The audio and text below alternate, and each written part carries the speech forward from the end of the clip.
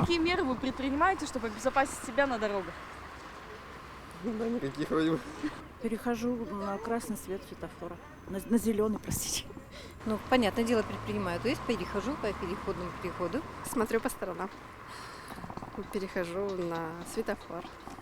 А какие-то светоотражающие элементы у вас присутствуют в одежде или, может быть, на сумке? Только у моего ребенка.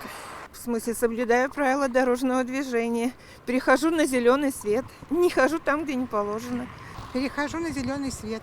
Если заканчивается зеленый, жду, когда он только-только зажжется, чтобы спокойно перейти.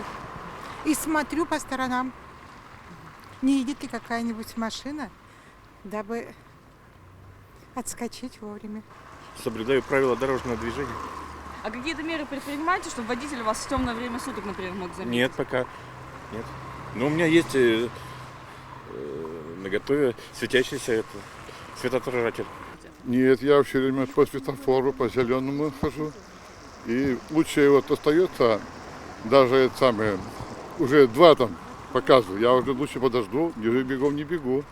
Потому что скользко, можно упасть. Мы законопослушны. Да, соблюдаем, видим светофор, на красный свет не идем, только на зеленый. Да. И стараемся детей своих приучать к этому. И за рулем, когда тоже. Да, и за осторожно, рулем. Да, Мы соблюдаем все правила. Соблюдаем. Ну, сейчас требования к одежде есть определенные, то есть должны быть светоотверждающие какие-то элементы, да, которые позволяют вне города идентифицировать, что это человек идет вдоль обочины.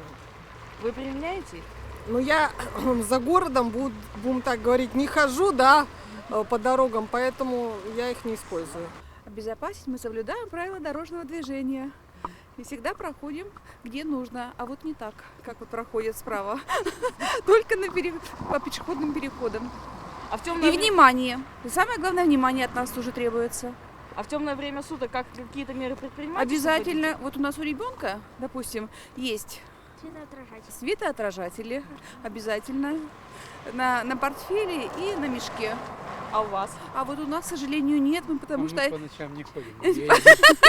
и ребенка не пускаем, это только из школы. Поворачиваюсь вправо-влево, когда перехожу перекресток. По поводу костюма с защитными такими штучками, не знаю, если обяжут пешеходов, может быть, и будет актуально, конечно. А пока стараюсь оглядываться, смотреть, в темное время суток не ходить по дорогам. Смотрю на знаки, чтобы зеленый свет был. Стою, жду, да, а как еще иначе? Какие меры вы предпринимаете, чтобы обезопасить себя на дорогах? Летаю.